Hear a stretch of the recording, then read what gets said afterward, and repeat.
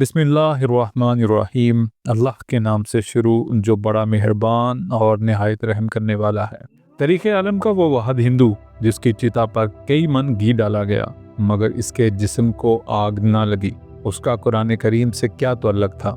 अगर आपको ये वीडियो पसंद आए तो लाइक, कमेंट और शेयर ज़रूर करें। बरसगीर की तकसीम से पहले के ज़माने में लाहौर के 2 अशाती इदारे बहुत मशहूर थे। पहला 10 किताबों का काम करता था, उसके मालिक मैसर अतरचंद एंड कपूर थे। दूसरा अदारा भी बेशक गैर मुस्लिमों का था, लेकिन इसके मालिक पंडित नौल किशोर कुरान पाक की पब्लिशिंग का काम करते थे।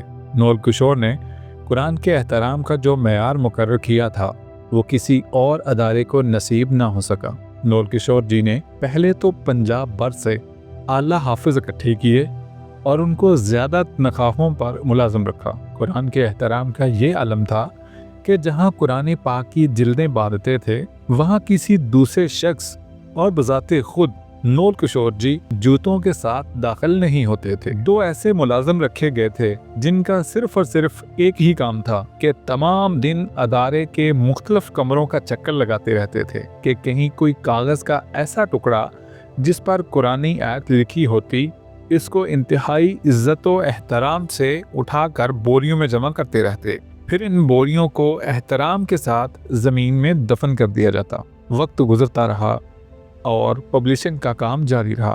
फिर बरसगीर की तकसीम हुई। मुसलमान, हिंदू और सिख एक जगह से दूसरी जगह जाने लगे। नौल किशोर जी भी लाहौर से शिफ्ट होकर नई दिल्ली यानी इंडिया चले गए। उनके अदारे ने दिल्ली में भी कुरान पाक की पब्लिशिंग का काम जारी रखा।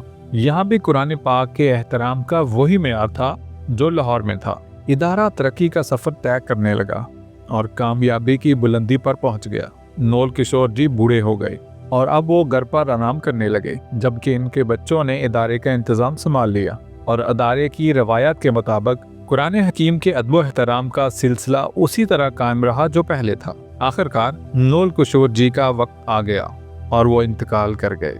एक बहुत बड़ी तादाद में लोग उनके क्रियाक्रम में शरीक होने के लिए शमशान घाट पहुँचे।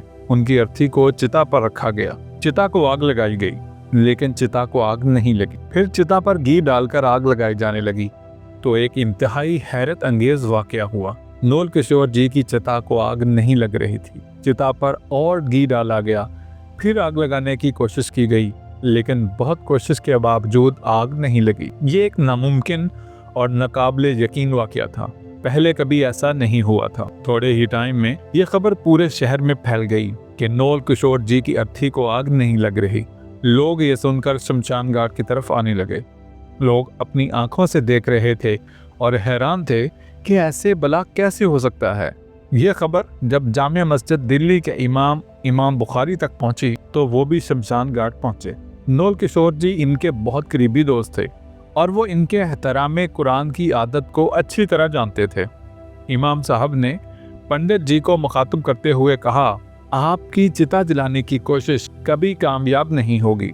इस शख्स ने अल्लाह की सच्ची किताब यानी कुरान पाक की जिंदगी भर जिस तरह खिदमत की है और जैसे एहतराम किया है, इसकी वजह से इसको दुनिया की आग नहीं लग सकती, चाहे आप पूरे हिंदुस्तान का तेल और घी चिता पर डाल दें। इसलिए बेहतर है कि इनको इज्जत और एहतराम के साथ दफना दिया जाए। चुनाचे इमाम साहब की बात पर अमल करते हुए नौल किशोर जी को शमशान घाट में दफना दिया गया।